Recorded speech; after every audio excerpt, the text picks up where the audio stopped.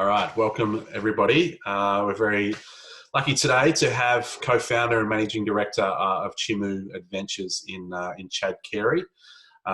He's obviously a very busy man at the moment, going through a lot of challenges, no doubt, but has given up a little bit of time for us today, which we do appreciate.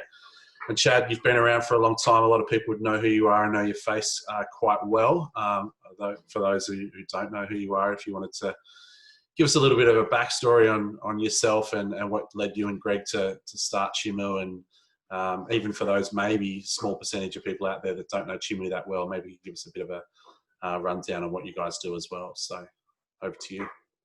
Cool, thanks Josh. Look, my background, I was actually an engineer, and I apologise for people who've heard this because I've told the story a million times, but so I'll try and make it the condensed version. But I was an engineer and I was working in London, and I met Greg, years before we actually did a ski season in California, when we were still university students. So I was working over there. Greg came over as well. He was working for a company called Wexus in the UK. He just started, I'd been working in travel for a little while. And I wanted to go traveling around South America, but, and sort of take 6 months, a year off. But I was looking at tour operators, and I just couldn't find anything that sort of, just fit the sort of trip that I wanted to do. And I had this conversation with Greg. He'd married Rebecca, Peruvian, his wife, over in Peru. So he knew South America a little bit. We actually were at the Oxford-Cambridge boat race, in London, and it's not because we're posh at all. It's just because it was serving beer that weekend, and Aussies in London just need somewhere to go to find some beers, which we did. And I don't know, after probably 10 or so beers, we came up with the genius idea of starting up our own travel company to South America. And our girlfriends and our wives, or Becca, I think Greg, they were married then. Sort of went, this is crazy, you guys are never going to do it. And I remember the next morning we got up, hungover, and we went, no, we're going to do this. Let's start planning. We started writing a business plan, and then, Greg kept working in the UK. I travelled around for 6 months in South America, tried to meet people. We sort of got some angel investors, and from this, I'd never worked in travel at all, had no idea, just had to learn all the important acronyms like FIT, considering that's what we do. And over that 6 months period, did that research, and then I came back to Australia, and we just started up in my lounge room, really, in Bondi Junction. And we just I didn't know anything about the travel industry, so I didn't really know anything even about that, the retail sort of tour operator environment. We just started a website online, and we started promoting it. We made a big mistake early on. We put a full page ad in the Sydney Morning Herald, didn't get a single ring. I went, going to have to do something different. So we quick, just at that time, Google AdWords was starting, and we went very digital. I think we were one of the first players in Australia to really sort of hit that hard. It was the only thing we could figure out how to do. And from there, it really grew. And then we started getting travel agents coming to us and saying, can we sell your product? And we went, yeah, that's fine. They said, we want a commission. We went, right, okay. Right. So we had to change our model, right, to figure that out as well. And, and through that, we've then sort of learned how to do that. We learned to do that pretty quickly. And, and it grew pretty quickly from there. So that's it in a nutshell, I guess. And as I said, for those that possibly, have been living under a rock or just haven't played in the South American space, Chimu, what do you guys specialize in? What's the business all about? And, how do you guys service the industry? Sorry, I forgot to cover that. So, I think that's it. We sort of, FIT, we make customized trips, which I know there's some other great operators on, and you had Henry and Jonathan on from Sato, who I'm good friends with, and you've got, Ted from Contours I'm good friends with as well. Remarkably, we're all good friends in this space. So there's plenty of other operators that do a similar sort of thing in the South America space. I guess one of the things we've been big on is, it's just that technology side and that integration as well into South America. We've invested a lot of money on that technology side to, in terms of documents and quality assurance and things like that. But then in the actual operations, we have our own BMCs, we have hotels over there as well. And more importantly now, a ship going to Antarctica. And I guess that's it. We're slowly, South America has always was the start of our business, but now, I guess we consider ourselves to be a South America operator that did Antarctica. whereas now we've actually become really an Antarctica operator that also does South America, just in terms of volume. More than, it's about 65% of our business is now Antarctica. And I guess that sort of was a change in our business probably 10 years ago, where we became like an aggregator for Antarctica. And we built up some expertise there, which is still there. I mean, most of our reservations team, have sort of between 5 and 10 years experience in doing this sort of stuff. So that knowledge of Antarctica, the different operators, the different ships, was, I guess, our main selling point in the industry, because it's really hard when you've got a client who wants to go to Antarctica. You've got all these products, but you don't, they've all got different pros and cons. And that was, I guess, that service that we offered to the travel industry, is connecting the right client with the right ship. And then more recently, as we've done the Ocean EDJO, which is starting this coming Antarctic season. We've been doing charters for quite a while, which has been great, but now to have our own ship, which we're doing with Intrepid in partnership with them. And I think that, the amazing thing from that is that we've been able to take all that experience over the last 10 years and looking at the different ships that we have sold, seen how it sells in Australia, seen what suits the Australian client, and really bringing all those elements into our ship.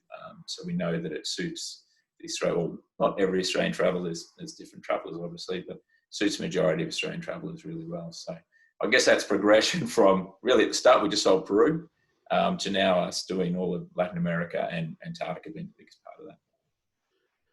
It's such a,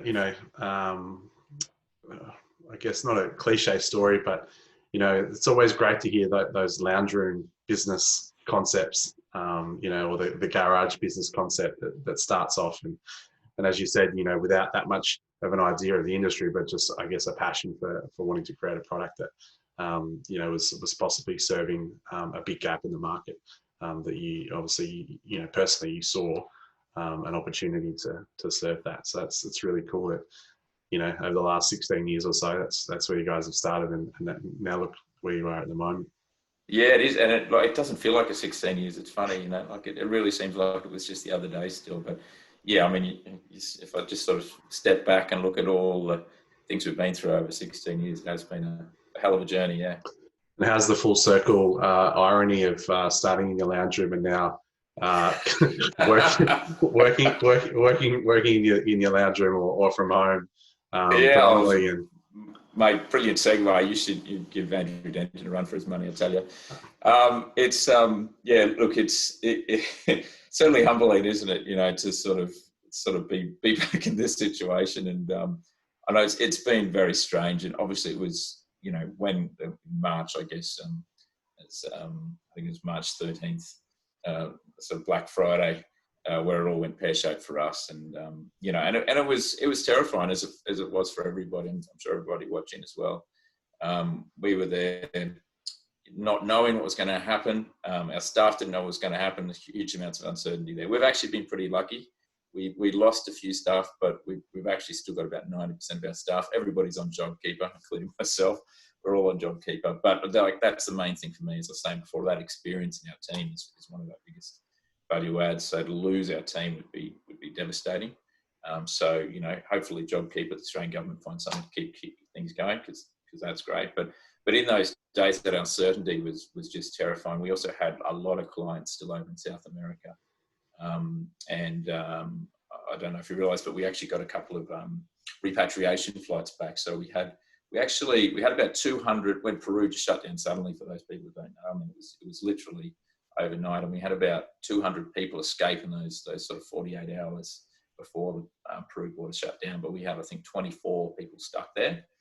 And then we had our charter ship, the Ocean Atlantic, that was coming back from Antarctica too, and we couldn't even get it into port to Argentina, which I know that's an issue with cruise ships all around the world. But it was pretty stressful at the time trying to just get them into a port so we could get them to an airport, because at that point the airports, or at least some airports, were still running.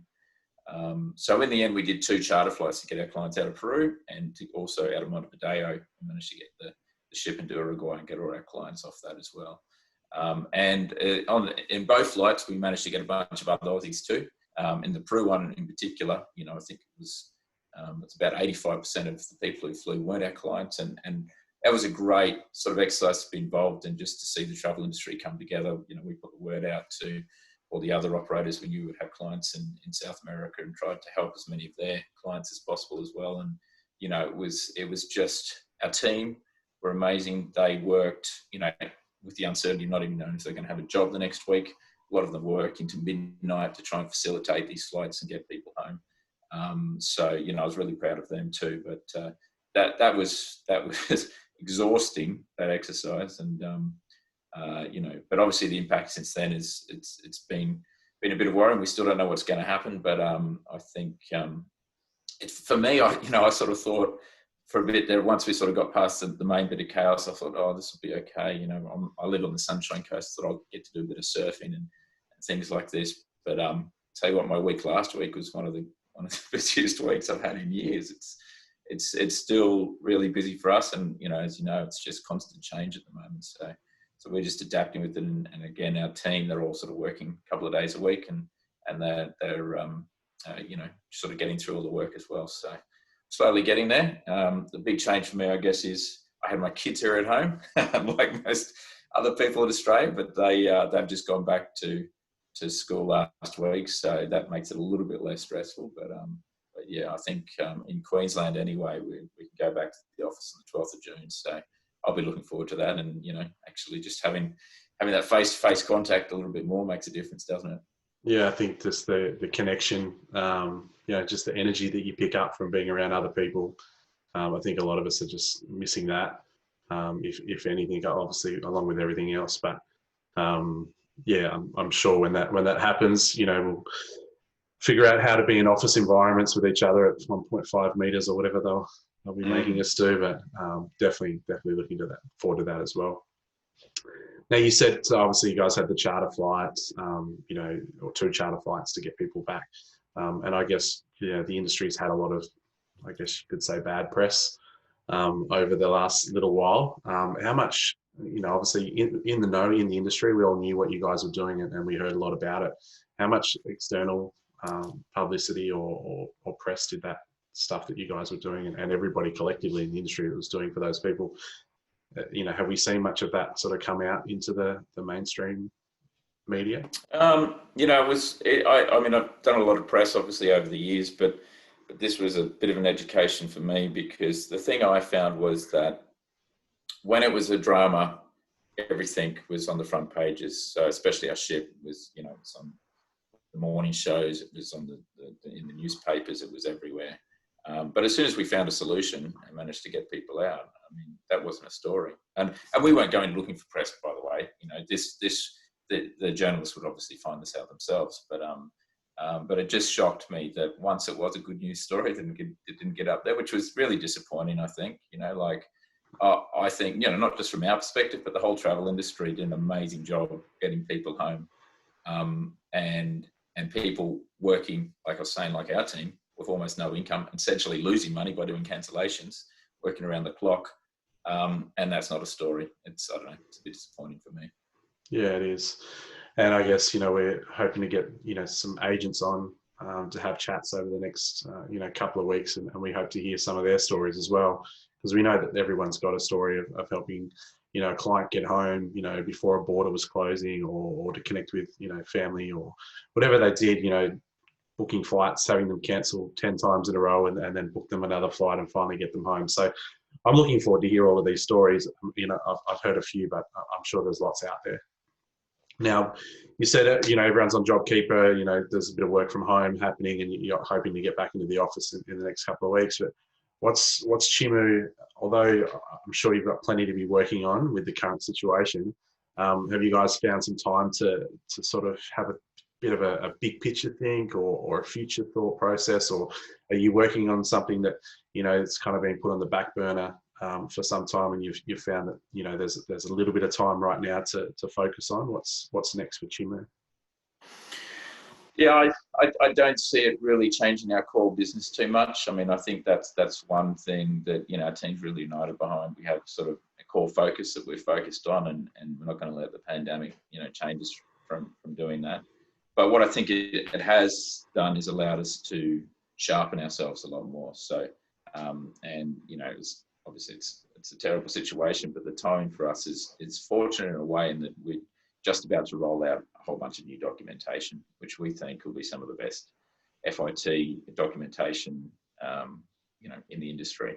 And that's been a lot of work and a huge amount of money to do that, but it's just needed a huge amount of resources to load all the product and to sort of finish it off. It'll have sort of automated mapping for personalized itineraries and all this sort of stuff. And so to get the resources to do that is hard, and it's sort of been a bit of a slow process, whereas now we've got a whole team behind it. And, I really hope that when we come out the other side of that, we'll have, this sort of innovation ready to go. Same thing on our website as well. As you know, we sort of started as a digital business, and and we're pushing through. We've got an in-house team, which fortunately doesn't cost us too much, because obviously at the moment cash is king for everyone. So paying externally, is a bit hard, but within our team, we're managing to make some great innovations there. So for us, it's not necessarily changing the focus of our business. It's just getting better at how we do our business, I think. Yeah, cool. And I think, any tech improvement, is always welcomed. I think as an industry, we've all felt, at one stage or another, that things could be just that little bit better or a little bit more efficient. So, especially documentations and all sorts of things like that are always going to help, especially those frontline agents out there. Documents is the bane of some people's existence sometimes, trying to get it all together for customers. So anything that can help in that space is going to be welcomed, I reckon. That's right. And, I hope for I think it's to be honest, some of our documents have been a bit poor in areas, as I think a lot of the industry is, and it just creates more work for travel agents, because if the information isn't there for the client and they can't see clearly, then who are they going to come back and bother? So, so hopefully if other companies can do that as well, we sort of make the whole industry a bit more efficient going forward. And tell me about this bloke that's decided to walk across Australia. What's this all about? It seems like a bit of a mental idea, but obviously for a good cause. Yeah, it's James McLoone, who some of your agents in Queensland will know. He's our Queensland BDM. He's a great guy, young fella, and I guess once things really went pear-shaped, and we had JobKeeper, and we knew the Australian business was reasonably stable, we went, well, that's great, but we've obviously got all these relationships of operators and people in South America in particular. And we know how hard it is for them, because they don't have the safety nets that we do in Australia so much. They don't have the equivalent of a JobKeeper there, or at least most countries don't, and not to the same scale. There is a little bit in Chile and places like that. But so we sort of went, in places like Cusco, which everyone in the travel industry knows. It's 80% or so of the local economy comes from tourism. Sorry, I just got someone calling me.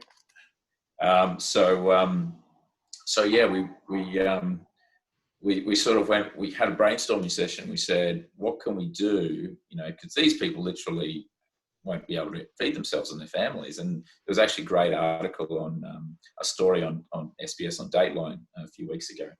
I think it's what it was called. If you just want to have a look at it, Match Picture When the Tourists Disappear, or something to that effect. And it's a great story that just shows at that front end of the travel industry the impact it's going to have on people.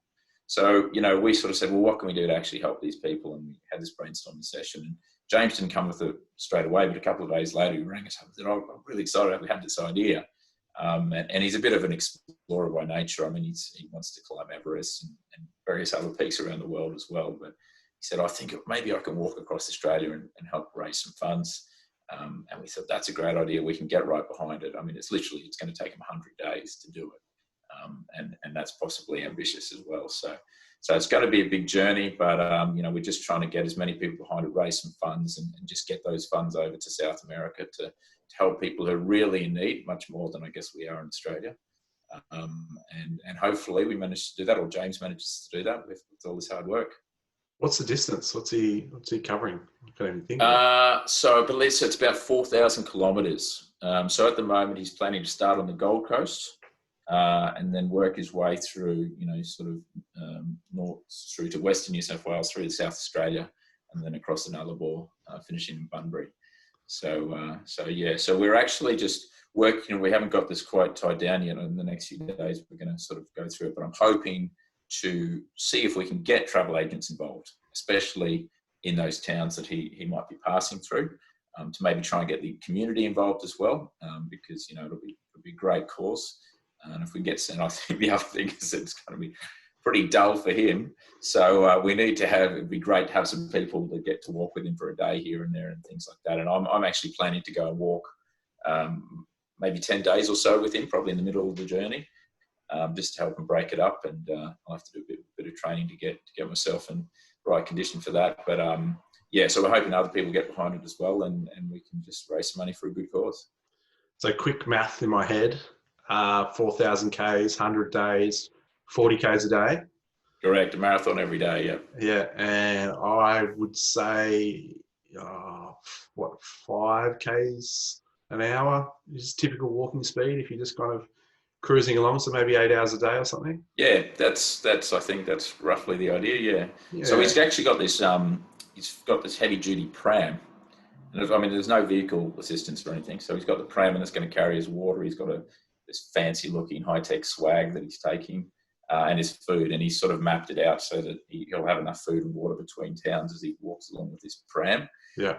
I don't know. I might have to put a little dole in there or something and sort of make Jimmy go the pram the whole distance. I don't know, but it'll be pretty impressive if he makes the whole distance. Yeah, I reckon. And look, I reckon agents will get on board and, probably need some time out in the fresh air and jump on the walk for a few hours and give him somebody to talk to along the way. I reckon that'd be cool. I hope they do it. Look, he's a fascinating guy. He's actually I'm just a plug for James basically now, but he's just had his first novel published as well. So he's written this amazing story, which is out on Amazon and everything at the moment. So he's just got some amazing stories. Lived in South America, so he'd be a good guy to walk with for a day and keep you entertained.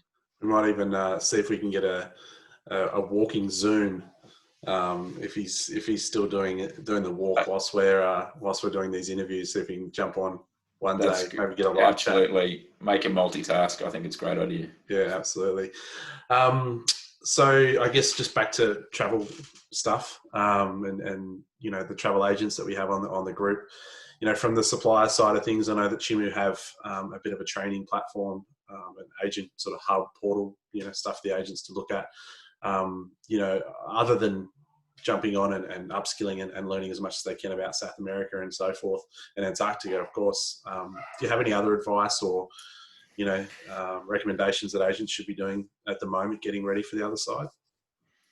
So a quick plug on that. Our system's called Inca, and that's a system we can get a login if you don't have one already. And there's great webinars, videos, all sorts of resources in there if you want to learn about South America. Literally my mind even gets confused when I go in there. There's so much. If you want to just learn on Galapagos, for example, you can do that, or Patagonia and different things. So yes, obviously do that, but I know everyone's doing things like that, so that's sort of nothing new. I guess one of the things I would encourage people to think about, and I've been to so many conferences over the years, and there's always lots of motivational speakers and new tacks on everything, but it amazes me. Like, it's just going to be brutally honest here. I find there's about half of travel agents that really adapt to some of those ideas, and then half that don't budge too much. They're still working off a pretty antiquated model now. And I've even noticed sometimes it amazes me that you've got travel agents that have been there for a long time. They don't have, an EDM distribution list, and you need to do that. And the excuse I always hear is I don't have time to do that, and that's great if you're always busy and you've got the clients anyway. But I think into the future you're going to have to think about those things. So now's the time. Start thinking about a strategy to build things like a database for your EDMs and your newsletters, and that any advertising you're doing, for example, should have a call to action to try and get people onto your database. You shouldn't just be putting marketing out and just hoping that it's splattergun approach and you get a few bookings out of it. You've got to be able to get more than that, build your database up. And I think one of the other things I think going into the future is that, and I guess this is always the case, but it's going to be a niche businesses that are going to be successful. So some of the travel agents I think that's because social media is going to be so key too, right? So I think it's hard.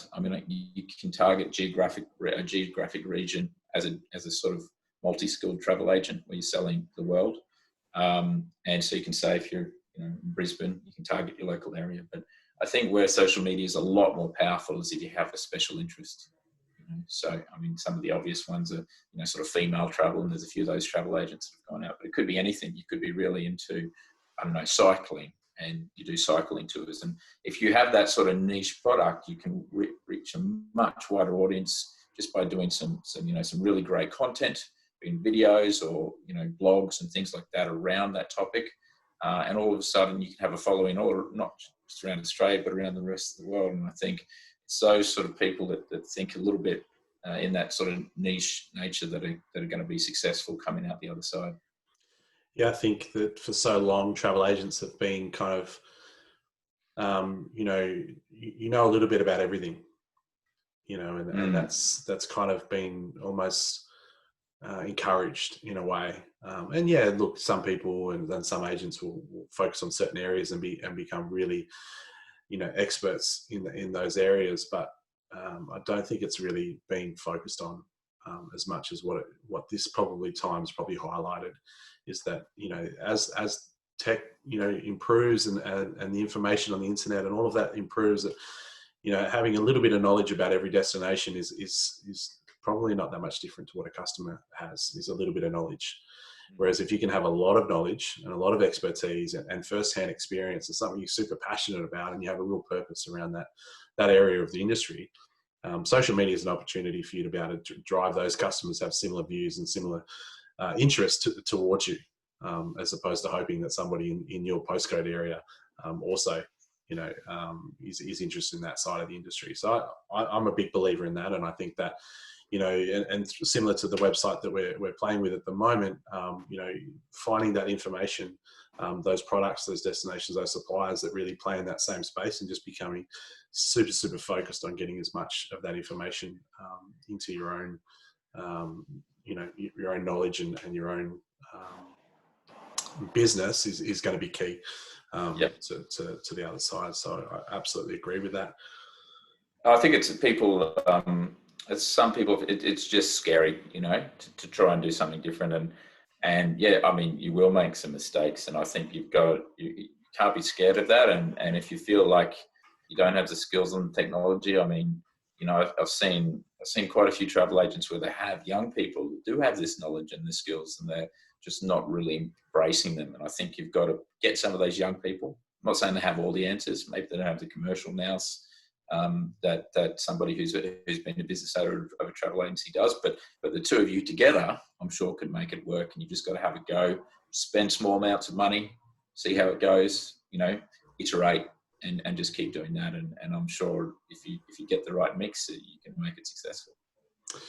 And personally, over the last couple of months, have you found yourself with a new hobby, or something that's kept you sane whilst having to homeschool the kids or whatnot? Have you found yoga or indoor plants or whatever else people are up to at the moment? What have you found through this time?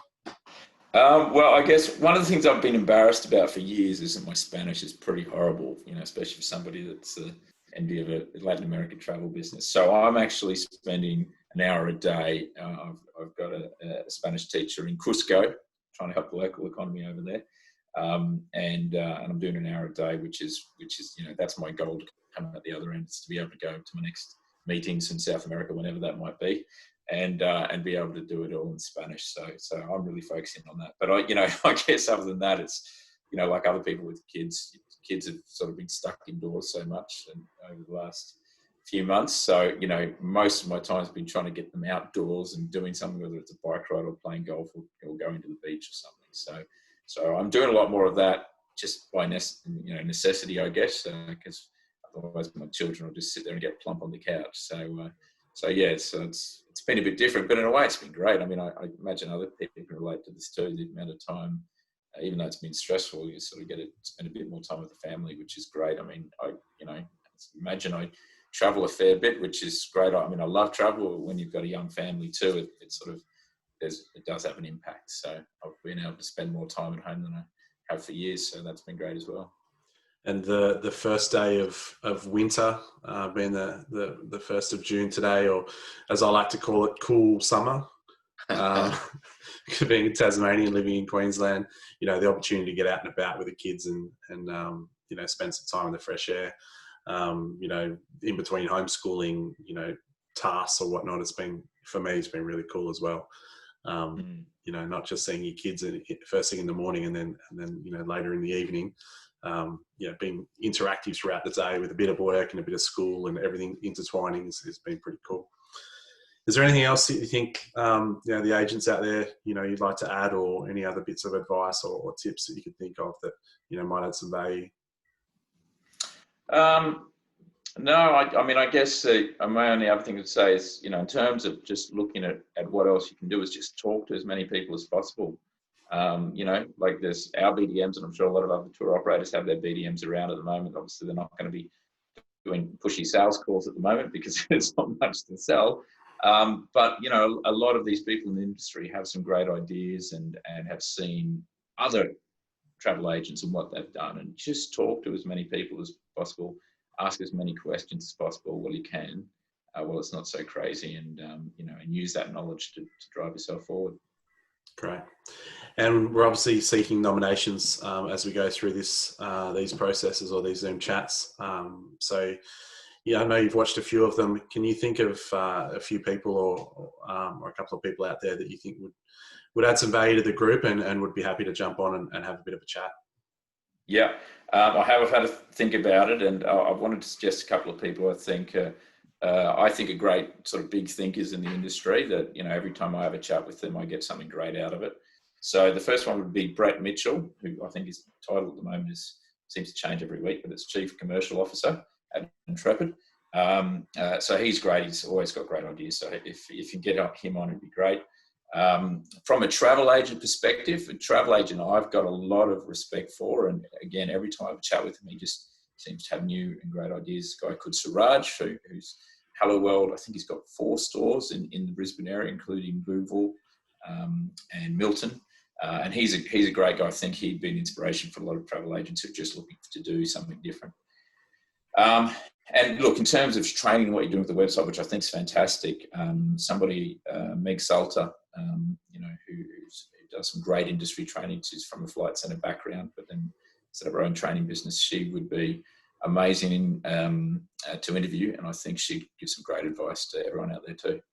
Yeah, cool. I reckon, yeah, all three add some huge value to the group. So, you know, we'll tag them in and hopefully we can get them on. Look, mates, I really appreciate your time today. It's been lots of value. I've got lots out of it, so I'm sure that others will also.